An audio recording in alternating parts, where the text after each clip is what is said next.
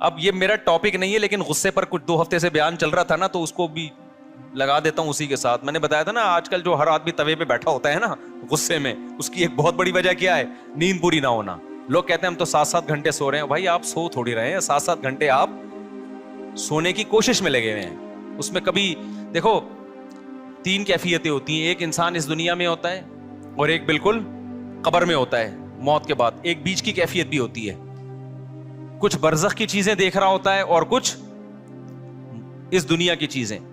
قرآن سے پتہ چلتا ہے یہ ایک بیچ کی کیفیت ہوتی ہے، جس میں کچھ یہاں کچھ وہاں. بالکل نیند میں بھی ایسا ہی ہے. اللہ نے نیند کو موت سے تشبیہ دی ہے. نیند میں بھی ایسا ہی ہے، یا تو آپ پورے جاگے ہوئے ہیں جیسے بھی بیٹھے ہوئے ہیں، یا آپ پورے سو رہے ہوتے ہیں. آپ کا اس دنیا سے کوئی رابطہ نہیں ہوتا. تو یہ جو گہری نیند ہے نا، اس کے لیے کچھ کام کرنے پڑتے ہیں جو آج کل مارکیٹ سے شارٹ چل رہے ہیں. اور شریعت پہ عمل کر نہیں سکتے جب تک گہری نیند لیتے نہیں ہو، کیونکہ اسلام میں اخلاق کی بہت زیادہ ویلیو ہے. نبی صلی اللہ علیہ وسلم نے فرمایا انسان اچھے اخلاق کے ذریعے تہجد پڑھنے والے اور کثرت سے روزے رکھنے والوں کے مقام تک پہنچ سکتا ہے. یعنی اس کی زندگی میں تہجد بھی نہیں ہے اور روزے بھی نہیں ہیں، لیکن اخلاق کا اتنا اچھا ہے، تو اللہ اس کو کس کے ساتھ حشر کریں گے؟ تہجد گزاروں کے ساتھ.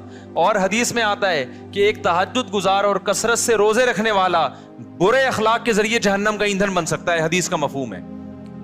کیوں؟ بد اخلاقی کی وجہ سے کبھی بیوی سے لڑے گا، کبھی پڑوسیوں سے لڑے گا، کبھی کمیٹی سے لڑے گا، کبھی امام سے لڑے گا، کبھی مؤذن سے لڑے گا، کبھی اسے پٹا، کبھی گاڑی تھوڑی سی آگے اس کو اٹھا کے ٹھوک دیا.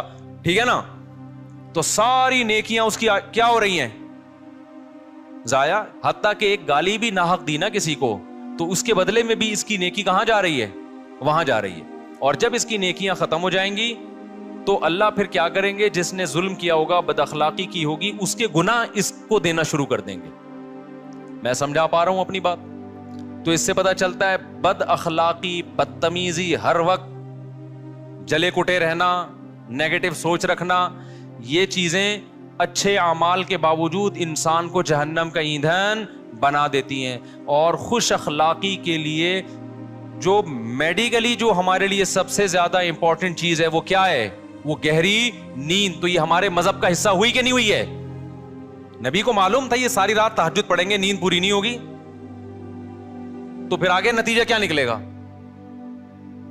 آگے نتیجہ یہ نکلے گا کہ وہ تہجد بد اخلاقی کے ذریعے ضائع کریں گے. یہ سمجھتے ہو بات کو؟